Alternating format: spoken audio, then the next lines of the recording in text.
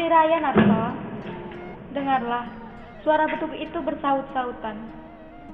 Pada malam hari raya seperti inilah, ayahmu pergi tidak meninggalkan sepatah kata pun. Ayah? Keesokannya hari raya. Selesai sholat, kuampuni dosanya. Kenapa masih ibu ingat lagi masa yang lampau itu? Mengingat orang yang sudah tidak ingat lagi kepada kita. Aku merasa bahwa ia masih ingat kepada kita.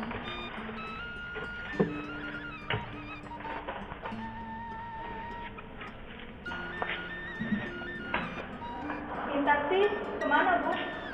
Mintarsi keluar tadi mengantarkan jahitan, Narto. Mintarsi masih juga mengambil jahitan Bu?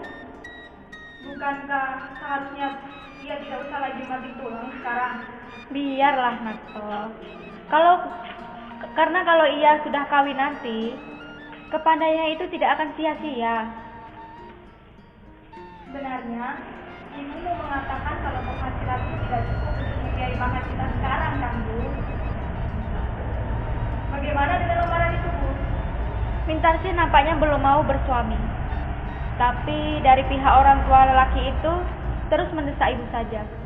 Apa salahnya, Bu? Mereka uangnya banyak. Ah, uang, Narto. Maaf, Bu. Bukan maksud aku menjual sendiri. Ayahmu seorang hartawan yang mempunyai tanah dan kekayaan yang sangat banyak. Mewah di waktu kami kawin dulu.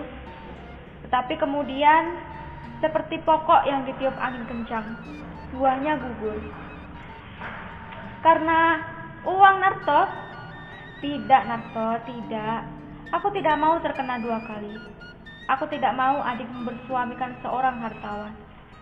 Tidak, cukuplah aku saja sendiri. Biarlah ia hidup sederhana. Mintarsi mestilah bersuamikan orang yang berbudi tinggi. Mesti itu. Tapi kalau bisa kedua-duanya sekaligus, Bu. Ada harta, ada budi. Di manalah dicari, Narto? Adik kau Mintarsi hanyalah seorang gadis biasa. Apalagi sekarang ini keadaan kita susah. Kita tidak punya uang di rumah. Sebentar lagi uang simpananku yang terakhir pun habis pula. Semua ini adalah karena ulah ayah, hingga Mintarsi harus menderita pula. Sejak kecil, Mintarsi sudah merasakan pahit getirnya kehidupan. Tapi kita harus mengatasi kesulitan ini, Bu. Harus. Ini kewajibanku sebagai abangnya. Aku harus lebih keras lagi berusaha. Buat perkawinan Mintarsi, 500.000 saja sudah cukup, Narto. Sesudah Mintarsi nanti, datanglah giliranmu. Aku kawin, Bu. Belum bisa aku memikirkan kesenangan untuk diriku sendiri sekarang ini, Bu. Sebelum saudara-saudaraku senang dan ibu ikut mengecap kebahagiaan atas jeripayahku hari ini, Bu. Aku sudah merasa bahagia kalau kau bahagia. Karena nasibku bersuami tidak baik benar. Dan kata orang-orang, bahagia itu akan turun pada anak-anaknya. Malam hari raya waktu ia pergi itu, tak tahu apa yang mesti aku kerjakan. Tetapi Maimun lambat benar pulang hari ini, Bu. barangkali banyak yang harus dikerjakannya. Karena katanya mungkin bulan depan dia naik gaji. Betul itu, Bu. Maimun memang pintar, otaknya encer. Tapi karena kita tidak punya uang, kita tak bisa membiayai sekolahnya lebih lanjut lagi. Tapi kalau ia mau bekerja keras, tentu ia akan menjadi orang yang berharga di masyarakat. Narto, siapa gadis yang sering kulihat bersepeda bersamamu? Dia itu cuma teman kerja, Bu. Tapi ibu rasa pantas sekali dia buat kau. Meskipun ibu rasa dia bukanlah orang yang rendah derajatnya seperti kita. Tapi kalau kau suka, buat apa memikirkan kawin sekarang, Bu? Mungkin kalau 10 tahun lagi nanti, kalau sudah beres. tetapi kalau Mintarsi nanti sudah kawin, kau mesti juga, Narto. Kau lebih tua. Waktu ayahmu pergi pada malam hari raya itu, kupeluk kalian semua anak-anakku. Hilang akalku. Udahlah, Bu. Buat apa mengulangkan hilangnya? Assalamualaikum. Waalaikumsalam. Lama menunggu, Bu, Bang? Tidak. Agak lambat hari ini, Mun. Di mana kau berbuka puasa tadi? Kejar lembur tadi, Bu. Berbuka puasa bersama teman. Tapi biarlah buat perkawinan Mintasi nanti. Mana dia, Bu? Mengantarkan jahitan. Bang, ada kabar aneh tadi. Aku berjumpa dengan seseorang yang tua, serupa benar dengan ayah. Oh, begitu. Pak Tirto berbelanja di sentral. Tiba-tiba berhadapan dengan seseorang, ya tua lah, kira-kira berumur 60 tahun. Dia kaget juga, karena orang tua itu seperti yang dia pernah kenal. Katanya orang tua itu serupa benar dengan Raden Saleh. Tapi kemudian orang tua itu menyingkirkan dan lalu dia menghilang di kerumunan orang banyak. Tidak mungkin dia ada di sini. Aku kira dia juga udah meninggal atau keluar negeri. Sudah 20 tahun semenjak dia pergi pada malam hari raya seperti ini. Ada orang mengatakan dia di Singapura, Bu. Tapi itu sudah 10 tahun yang lalu. Waktu itu kata orang dia mempunyai toko yang sangat besar di sana. Dan kata orang juga yang pernah melihat dia, hidupnya sangat mewah. Iya, tapi anaknya makan lumpur. Tapi kemudian tak ada lagi sama sekali kabar apapun tentang ayahmu. Apalagi sesudah perang sekarang ini. Di mana kita dapat bertanya? Bagaimana rupa ayahmu yang sebenarnya? Waktu ia masih muda, ia tak suka belajar. Tidak seperti kau. Ia lebih suka berfoya-foya. Ayahmu pada masa itu sangat disegani orang. Ia suka meminjamkan uang ke sana kemari. Dan itulah. Selama hari raya ini berapa hari kau liburnya? 2 hari, Bang. Oh iya, hampir lupa. Ada yang makanan yang belum ikut taruh di meja.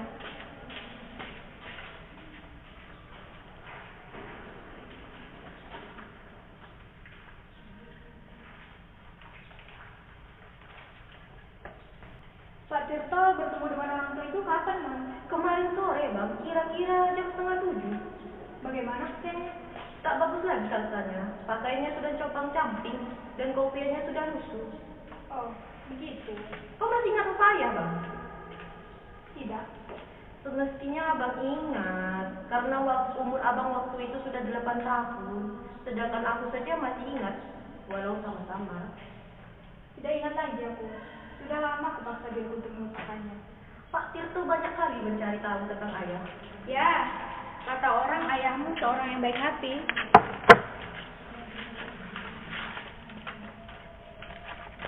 Jika ia berada di sini, di rumah ini, besok hari raya, tentunya ia bisa bersenang-senang dengan anak-anaknya. Mintasi seharusnya sudah pulang sekarang. Jam berapa sekarang ini? Bang Narto, ada kabar aneh lagi tadi. Tadi pagi aku bertemu dengan orang India. Dia mengajarkan aku bahasa Urdu dan aku mengajari dia bahasa Indonesia. Baguslah itu. Kau memang harus mengumpulkan ilmu sebanyak-banyaknya, supaya nanti kau dapat banggakan kalau kau bisa jadi orang yang sangat berguna bagi masyarakat. Jangan seperti aku ini, hanya lulusan sekolah rendah. Aku tidak pernah merasakan atau bisa lebih tinggi lagi, karena aku tidak punya ayah, tidak ada orang yang mau membantu aku. Tapi kau, Maimun, yang sekolah cukup tinggi, bekerjalah sekuat tenagamu. Aku percaya kau pasti bisa memenuhi tuntutan zaman sekarang ini. Sudah berbuka puasa semuanya, Bu, Bang?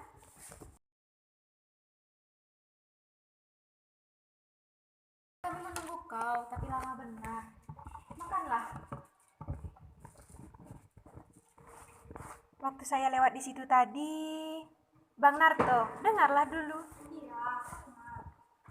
Ada orang tua di ujung jalan, dari jembatan sana melihat-lihat ke arah rumah kita. Nampaknya seperti seorang pengemis. Ya, kenapa semuanya jadi diam? Orang tua? Bagaimana rupanya? Hari agak gelap, jadi tidak begitu jelas kelihatannya. Tapi orangnya kurus dan ya begitulah. Siapa, Nun? Ada orang kelihatannya. Malam hari raya seperti ini, ia berlalu dulu. Mungkin, Bu, lupakan sajalah apa yang sudah berlalu itu. waktu kami masih sama-sama muda, kami sangat berkasih kasihan. Sejelek-jeleknya ayahmu, banyak juga kenang-kenangan yang tidak bisa ibu lupakan. Nak, mungkin dia kembali lagi.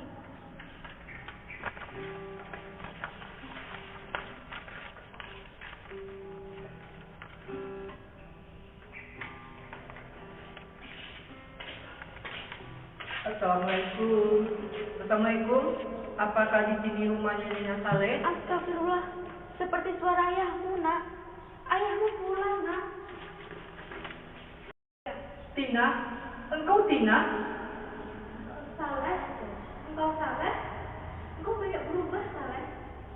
Ya, aku berubah Tina. 20 tahun perceraian merubah wajahku. Dan tentunya anak-anak kita semua. Ya, mereka adalah anak-anakmu. Sudah besar dari ayah-ayahnya. Mari duduk dan pandangilah mereka. Apa? Aku boleh duduk, Tina? Tentu saja, mari.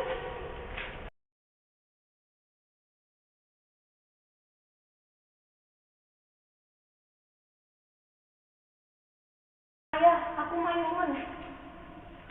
Maimun, engkau sudah besar sekarang. Nah, waktu aku pergi dulu, engkau masih kecil. Kakimu masih lemah, belum dapat berdiri. Dan Nona ini siapa? Minta saya. Ya, minta resi. Aku dengar dari jauh bahwa aku mendapat seorang anak lagi, seorang putri. Engkau cantik, minta resi, seperti ibumu di masa muda. Aku sendiri tidak tahu di mana aku harus memulai berbicara. Anak-anak semuanya sudah besar seperti ini. Aku kira inilah bahagia yang paling besar untuk mereka. Ya, rupanya anak-anak dapat juga besar walau tidak dengan ayahnya. Mereka semuanya sudah jadi orang pandai sekarang. Gunarto bekerja di perusahaan tenun. Dan Maimun tidak pernah tinggal kelas selama bersekolah. Tiap kali keluar sebagai orang yang pertama dalam ujian. Sekarang mereka sudah mempunyai penghasilan masing-masing. Dan Mintarsih, dia membantuku menjahit.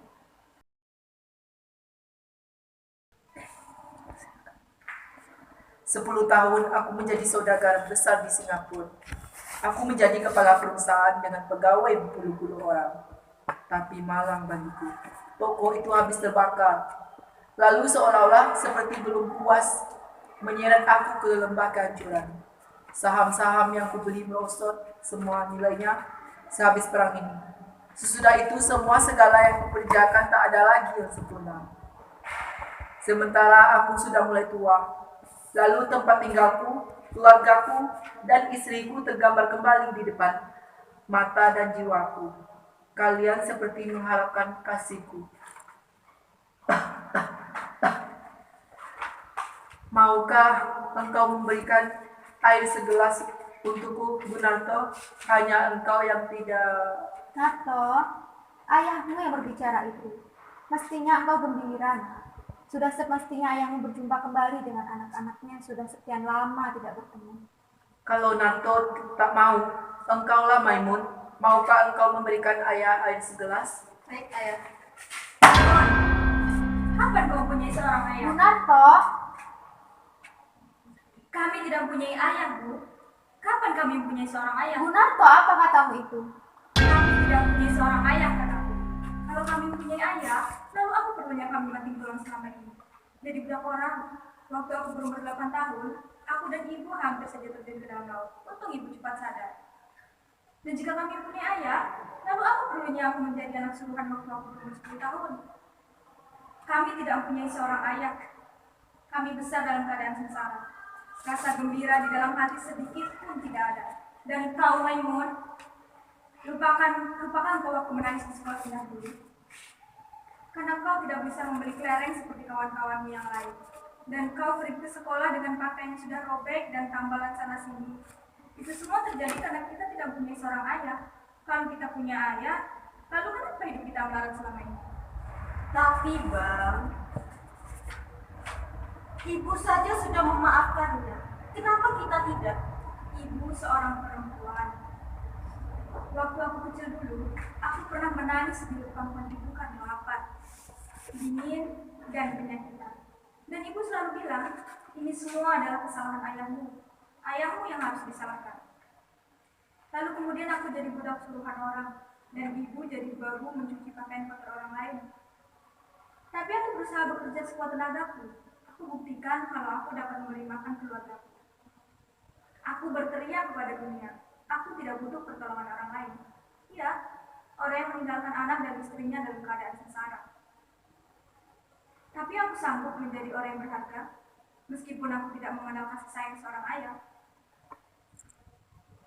Waktu aku berumur 18 tahun, tak lain yang selalu terbayang dan terlihat di ruang mataku hanya gambaran ayahku yang telah sesat. Ia melarikan diri dengan seorang perempuan asing yang lalu menyeretnya ke dalam lembah kedurjanaan. Lupa ia kepada anak dan istrinya. Juga lupa ia kepada kewajibannya karena nafsunya telah membawanya ke pintu neraka.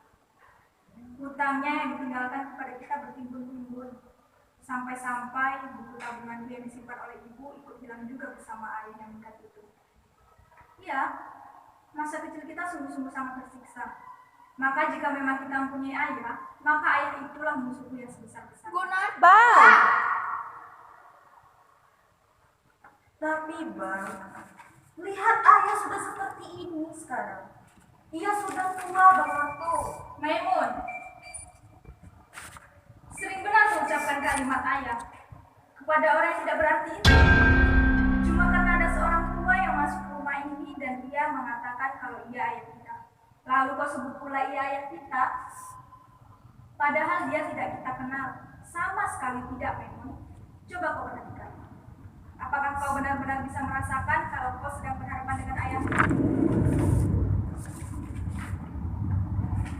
Bang Narto, kita adalah darah dagingnya. Bagaimanapun buruknya kelakuan dia, kita tetap anaknya yang harus merawatnya Bang Narto. Jadi, maksudmu ini adalah kewajiban kita? Sesudah ia melepaskan hawa nafsunya di mana-mana, lalu sekarang ia kembali lagi ke sini karena sudah tua dan kita harus memeliharanya. Enak betul. Gunarto, sampai hati kau berkata seperti itu terhadap ayahmu, ayah kandungmu. Ayah kandung? Memang Gunarto yang dulu pernah punya ayah, tapi dia sudah meninggal dunia 20 tahun yang lalu. Dan Gunarto yang sekarang adalah Gunarto yang dibentuk oleh Gunarto sendiri. Aku tidak pernah berhutang budi kepada siapapun di atas bumi. Aku merdeka, semerdeka-merdekanya, Bu. Aku memang berdosa dulu itu. Aku mengaku. Dan itulah sebabnya aku kembali pada hari ini. Pada hari tuaku. Untuk memperbaiki kesalahan dan dosaku. Tapi ternyata sekarang, ya benar kata Gunarto. Aku seorang tua. Aku tidak bermaksud untuk mendorong-mendorongkan ini agar diterima di mana tempat aku yang dikehendaki. Baiklah, aku akan pergi. Tapi tahukah kau Narto, bagaimana sedih rasa hatiku. Aku tak pernah dihormati. Orang kaya yang memiliki uang berjuta-juta banyaknya. Sekarang aku diusir sebagai pengemis oleh seorang anak kandung sendiri. Tapi biarlah, sedalam apapun aku terjumus ke dalam kesengsaraan, aku tidak akan mengganggu kalian lagi. Tunggu dulu ya. Jika Bang Narto tidak mau menerima ayah, aku sajalah yang menerima ayah. Aku tidak peduli apapun yang terjadi. Maimun, apa pernah kau menerima pertolongan dari orang tua seperti ini? Aku pernah menerima tamparan dan tendangan juga pukulan dari dia. Tapi sebiji jarak pun tak pernah aku menerima apapun dari dia. Jangan begitu keras Bang Narto. Jangan kau membela dia. Siapa yang besarkan kau? Kau lupa, akulah yang biayamu selama ini dari penghasilanku sebagai guru dan kaki suruhan. Ayahmu yang sebenar-benarnya adalah aku. Engkau menyakiti hati ibu, Bang. Kau ikut pulang membela dia, sedangkan untuk kau, aku juga yang bertindak menjadi ayahmu selama ini. Baiklah, peliharalah orang itu jika memang kalian cinta kepadanya. Mungkin kau tidak merasakan dulu pahit getirnya hidup karena kita tidak punya seorang ayah. Tapi sudahlah, demi kebahagiaan saudara-saudaraku, jangan sampai menderita seperti aku ini. Aku mengerti, bagiku tidak ada jalan untuk kembali. Jika aku kembali hanya mengganggu kedamaian dan kebahagiaan anakku saja, biarlah aku pergi. Inilah jalan yang terbaik, tidak ada jalan untuk kembali. Ayah, apa ayah punya uang? Ayah sudah makan? Kemana ayah pergi sekarang ya? Tepi jalan atau dalam sungai. Aku cuma seorang pengemis sekarang. Seharusnya memang aku malu untuk masuk ke dalam rumah ini yang kutinggalkan dulu. Aku sudah tua, lemah, dan sadar langkahku terayu kembali. Ya, sudah 3 hari aku berdiri di depan sana. Tapi aku malu, tak sanggup sebenarnya untuk masuk ke sini. Aku sudah tua dan Malam hari raya dia pergi dan datang untuk kembali. Seperti gelombang yang dimainkan oleh angin topan. Demikianlah nasib ibu, nak. Bang, bagaimanakah abang? Tidak dapatkah abang memaafkan ayah? Besok hari raya, bang. Sudah semestinya kita saling memaafkan. Abang tidak kasihan? Kemana dia akan pergi setua itu? Tidak ada rasa belas kasihan. Tidak ada rasa tanggung jawab terhadap adik-adiknya yang tidak berayah lagi. Dalam hujan lebat seperti ini, abang suruh dia pergi. Dia ayah kita, bang. Ayah kita sendiri. Janganlah kalian aku sebagai terdakwa. Kenapa kalian menyalahkan aku saja? Aku sudah hilangkan semua rasa itu. Sekarang kalian harus pilih. Dia atau aku. Tidak. Aku akan panggil kembali ayahku pulang. Aku tidak peduli apa yang abang mau lakukan. Kalau perlu, bunuh saja aku. Kalau abang mau, aku akan panggil ayahku pulang. Ayahku pulang. Ayahku mesti pulang. Maimun, kembali.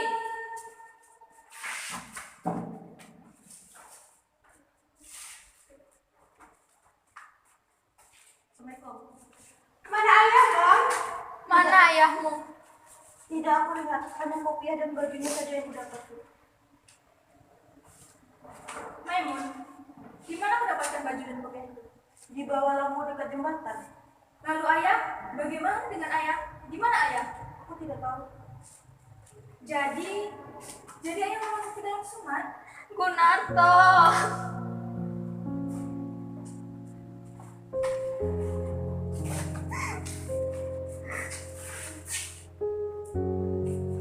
Dia tak tahan menerima penjara. Dia yang biasa dihormati orang dan dia yang